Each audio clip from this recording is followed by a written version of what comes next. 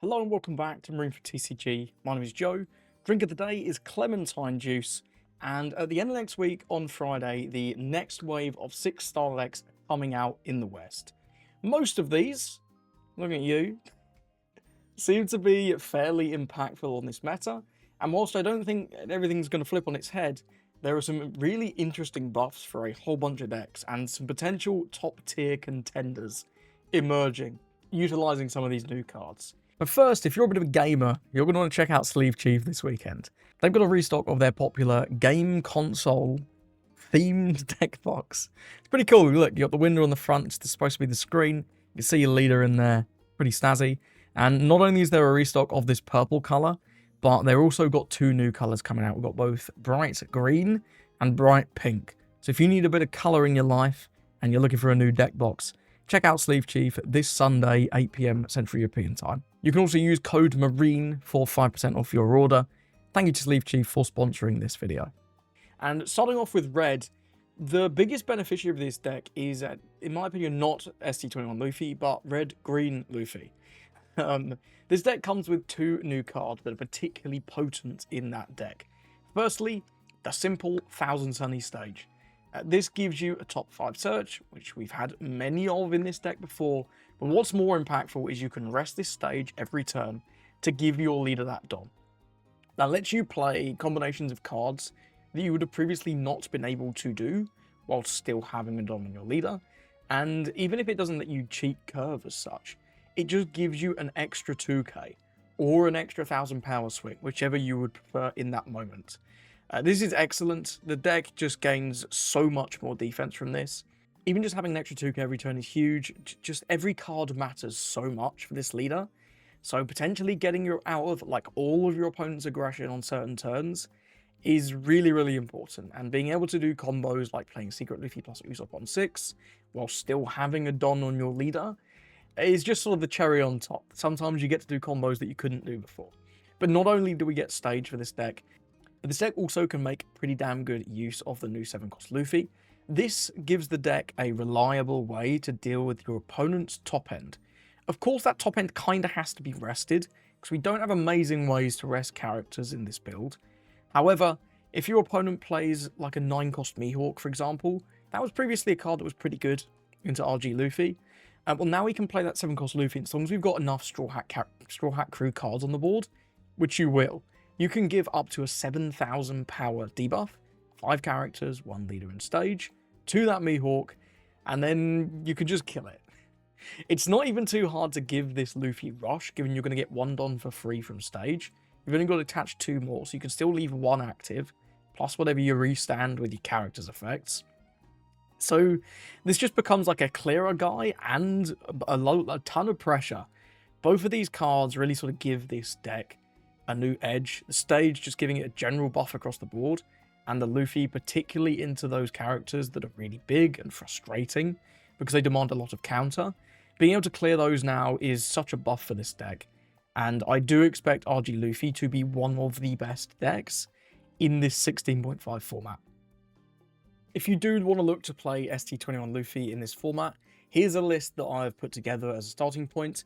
I think working out what events you do and don't need to include is going to take a little while now. The deck has a little bit more flexibility. And I've seen in Shinra's cut results, some people are no longer playing Charleston. Some people are no longer playing Luna. I can foresee both being pretty good cards for the list. However, it's very interesting to see that people are having success without them in the list now. Now moving back to probably the intended recipient of this deck, ST21 Luffy. This leader gains not only from the stage and the 7-cost that we've already talked about, but the Sanji and the Jinbei are also very solid additions to this deck. They give you more aggression generically. The Sanji has a pretty cool combo that you can do with the 4-cost Luffy from OP12 that was intended for Rayleigh, where you can absolutely spam the hell out of the board. And with a lot of people theorizing that Nami might become less powerful in this format, the fact that that would be a pretty poor matchup for this type of combo build is going to be less relevant. The Jinbei is also a nice addition as either sort of the end piece of your Luffy-Sanji, Jinbei combo, but also just a nice card. Both this and the Jinbei drawing you cards helps with Red's card economy, which has always been a big issue for Red, and being able to play out a 1-cost Straw Hat Crew card, either the stage or a Nami Searcher, is a nice little bonus. If you did want to try out the combo build, you could try out a list a little bit like this one, and I do have a video from a while ago on this build. However, I do think there is also going to be a more sort of balanced build, where you don't try and jam all these events in, and you have more room for top end, like more copies of that 7-cost Luffy, and more copies of the 7-cost Zoro, to give you sort of a longer late game, so that you can sort of just play a longer game rather than going all in on hitting the combo or falling over. And if you did want to try out a more balanced build, there's a list on your screen now. Now, a couple more rogue options. I've been seeing a little bit of murmurings out of the east around a red-black Sabo build that doesn't play Rev Army. This build is focusing around the Straw Hats, and specifically that Sanji's ability to play out pirate docking to get some crazy value. Now, I've not tried this myself, so I cannot sort of attest to its talents, really, but it's an interesting idea, and this is a list that did well in a store battle over in Japan. Nothing too crazy, but if you did want to try a wacky build of Sabo out, this could be something to try. And finally, Red Purple Luffy can also make good use of primarily the stage and the 7-cost Luffy. This is a list that someone did well at in the locals over in Korea. Very spicy list. I have no games with this, so I don't know if this will be particularly good or not, but they were able to go 4-0 at their local tournament, so congratulations to Kim Murray on X. And if you did want to try Red Purple Luffy, if you're a bit of a fan of that deck from way back when, it's interesting to see that both the stage and the 7-cost Luffy are breathing life into this. Particularly the combo of 7-cost Luffy with MrMaCHONACHOMan seems really, really cool to me. Being able to give like a 3 minus 5, 6, 7,000 power and then rest with MrMaCHONACHOMan is super cool. I love that. Now, moving on to probably the best of these starter decks. Green. The green Zoro starter deck, I promise you it's a Zoro starter deck, has brought out a few new cards that really do revolutionize the game. For my money, the best one is this Oden. This Oden being able to draw a card while stunning a base 6 or less gives you insane value whether played just by itself or off of a card like 6-cost Lore. This single-handedly, in my opinion, makes the Mihawk and Nell matchup a significant amount more playable for Mihawk. Being able to develop 2 bodies whilst denying that 6-cost Nell from swinging, even if they've used Vari, without needing to use something like I Know You're Strong or Electrical Luna to get that value immediately, just feels huge. And the fact that this draws a card as well, you get such good card economy, man. Playing 6-cost Lore, you pick up 1, you play out the Oden, you draw another, you go hand neutral, develop 2 dudes, get out of a swing. This card's ridiculous. And I think this is going to make Mihawk potentially a top tier contender. We've already been seeing him have very good results in Chinois Cups Online. And not only do we gain this Oden for the deck, but pretty much every card in this starter deck is solid for Mihawk. The new 6-cost Mihawk, again, it's just great. You play out your Oden, you can play out the Perona, you can also play out 5-cost Smoker from this card. And then with that your turn effect, whether you rest him through Mihawk's leader, or just by attacking, you get to cycle out those bricks and draw towards more of the top end that you need, things like Lord Beppo. The 1-cost Kinemon is also nice as a second searcher for Mihawk. Obviously, we love playing the Perona Searcher, but in those games where you don't find the Perona Searcher, it could make your lore a little bit more awkward. We were previously playing like the Supernova build with Kid Killer, with the 1-cost Bonnie, to have extra searchers so that your lore was easier to use. But the draw from Kinemon is arguably even better because it can find everything in the deck, right? Sometimes you would play the Supernova Searcher and you would find a slash target that wasn't Supernova that you needed, or you'd play Perona, but you can't obviously take the secret Bonnie off of that. Well, Kinemon gets both. And both the Kinemon and the Oden being Wano also has made both You Can Be the Samurai and the Green Otama a lot more appealing, so we can suddenly play a decent amount of Wano cards to make use of that Green Otama. And even if you don't want to use the Green Otama, just Samurai, now that we've got more searchers that we want to play out early game, more 1-cost specifically, I think is really cool and gives this deck, insane card draw. By the end of the game, you're regularly down to between 10 and 20 cards in your deck, between Samurai, between the Kinemon, Mihawk cycling you cards, Oden drawing. You've got an insane amount of draw now. It's excellent. If you did want to get started with Mihawk, I do have a video showcasing Mihawk. My build is not playing the Green Otama Searcher. However, there are other videos on YouTube. I believe Nightingale's done one that do play the Green Otama Searcher, and I foresee both builds seeing success. The 1-cost Zoro 2k is also a nice option, particularly into Blue-Green Luffy, which is a matchup that Mihawk has struggled into in the past. Being able to rest down those early guys like Mr. 1 and Mr. 2, and then taking them out, is strong, but this is also useful into Enel. Being able to rest down their early ohms and just take them out before they can get any value is particularly relevant, especially if they don't get multiple weenies in that early game. But these cards were intended for Zoro, were they not? Well, honestly, I don't know how much these cards help Zoro. You know, I think the Mihawk's cool. Being able to play Tashigi off the Mihawk is nice. You can double develop whilst having an extra guy on the board. And the Tashigi comes in upright, so it can't be just immediately killed by something like an Enel player. And the Oden's interesting, but I don't know, man. I just think Green Zoro's leader effect is not good enough anymore.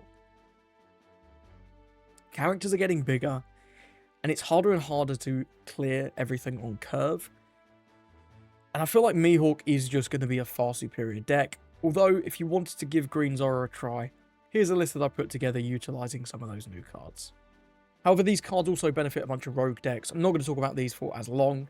Krolzor was able to recently take a spicy build of Zoro Sanji to a win in a massive online Chinoise Cup. So congratulations to Krolzor. This is the list that Krolzor used to make that placement. And if you want to check out some gameplay with that, he's got a video over on his channel with some gameplay with Zoro Sanji. Red Green Smoker is also a deck I've been playing with a little bit on the sim. Now, I don't think this one is going to be winning any Chinoise Cups, although maybe someone better than me can refine the list. However, this is a list I've been trying out as a bit of a rogue deck, and the Mihawk being able to play out some older Navy cards like the X-Drake from the lore package, as well as Morgan, interestingly. He gets buffed to 7k by Smoker's leader effect, and becomes actually quite a meaningful blocker. He's very cute. Like I said, I don't think Smoker's going to be making too many waves, but if you are a Smoker enjoyer, this could be a build that you give a go. I really do think the Kinemon, the Mihawk, and the Oden are just kind of huge buffs for a bunch of leaders across the board. They're really awesome, and there's the Zoro 2k too. It's only really that Rayleigh from the starter deck that's a bit mid. Final two before we move on from this extremely long green section. Because the Oden is Wano and the Kinemon is also Wano, I do think Red-Green Oden could be something people will look to experiment with again. Like I said for Red-Green Smoker, I don't think this deck could be making too many waves.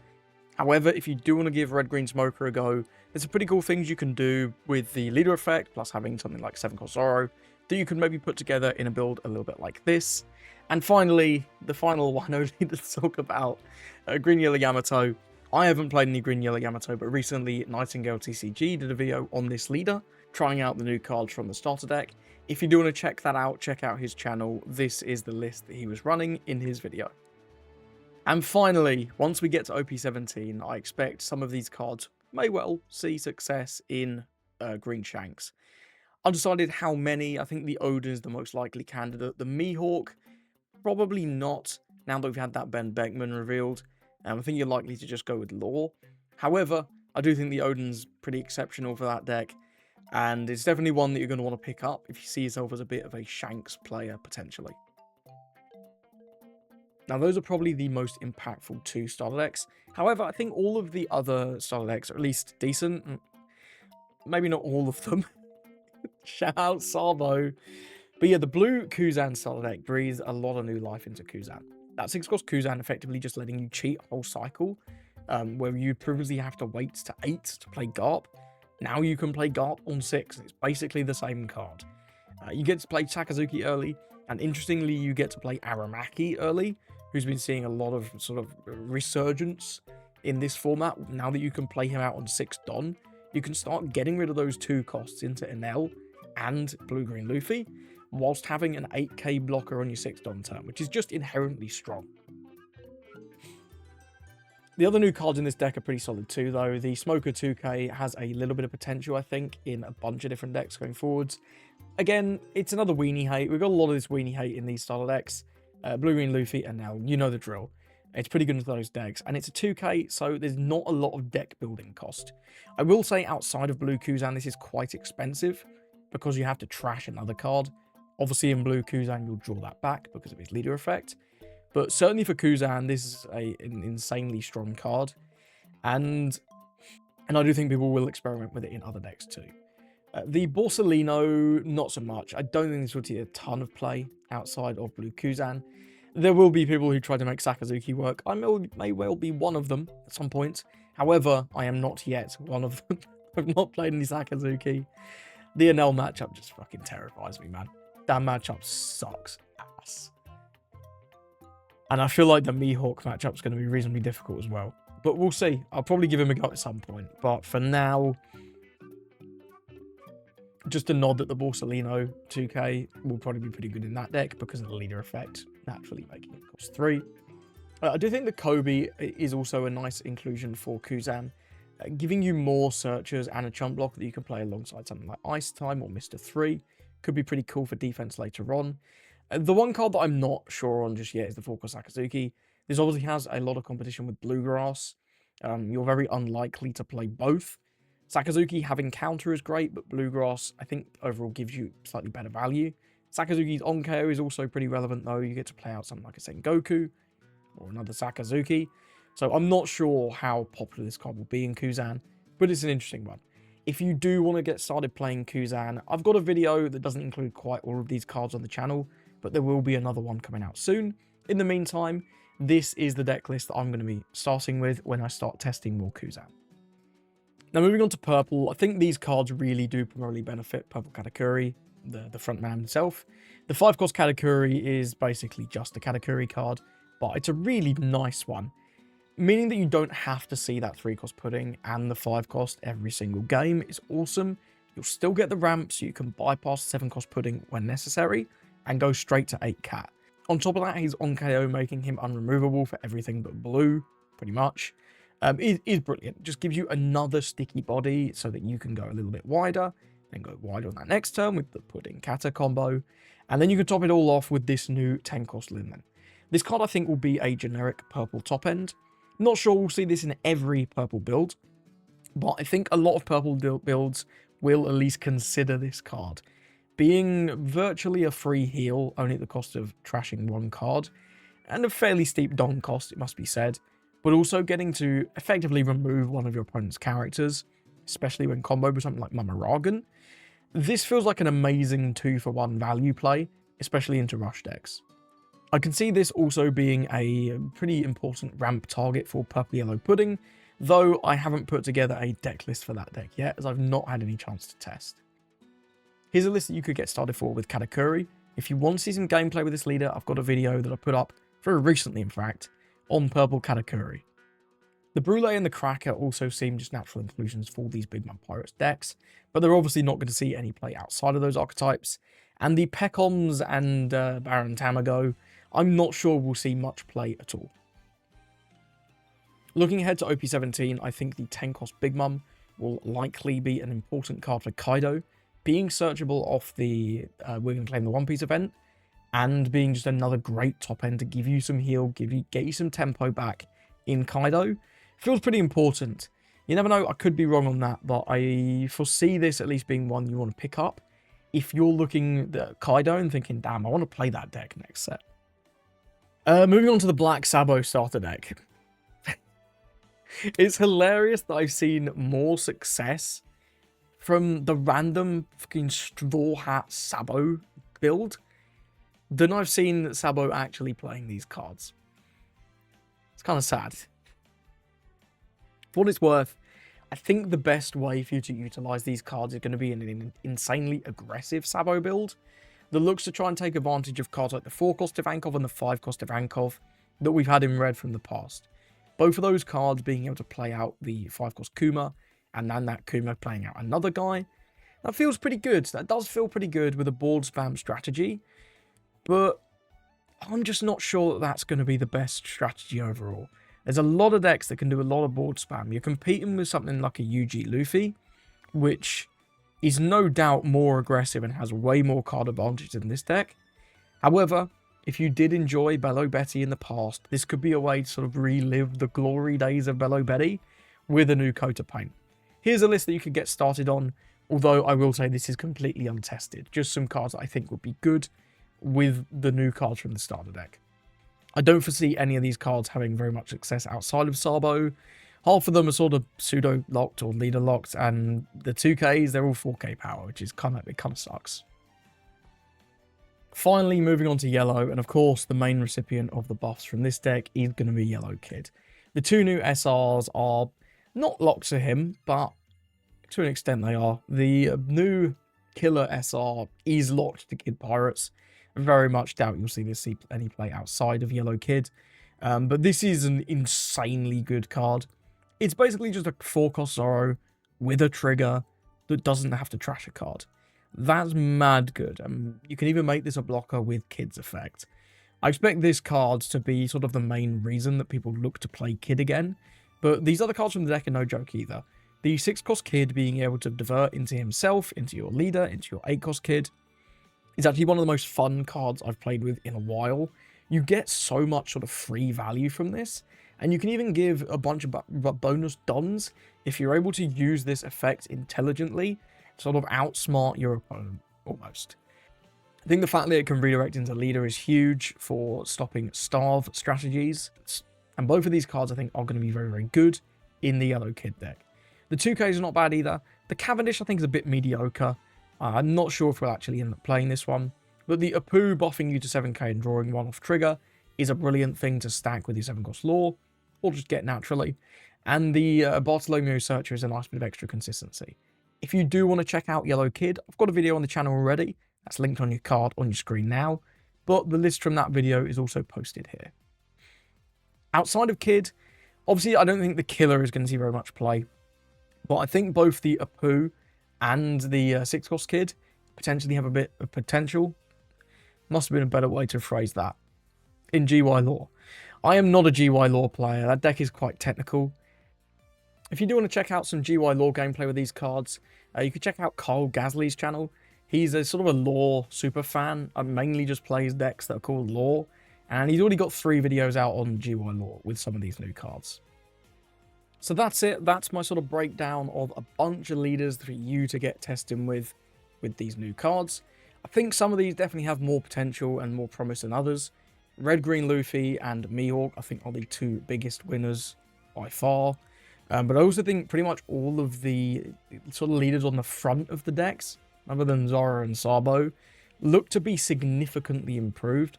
I'm really excited to play some more Kuzan very, very soon. If you do want to see another video on both Kuzan, ST21 Luffy, and also maybe a Red Green Smoker video, if I can get that deck working well enough, make sure you subscribe to the channel. Thank you for watching, and I hope you have a lovely rest of your day.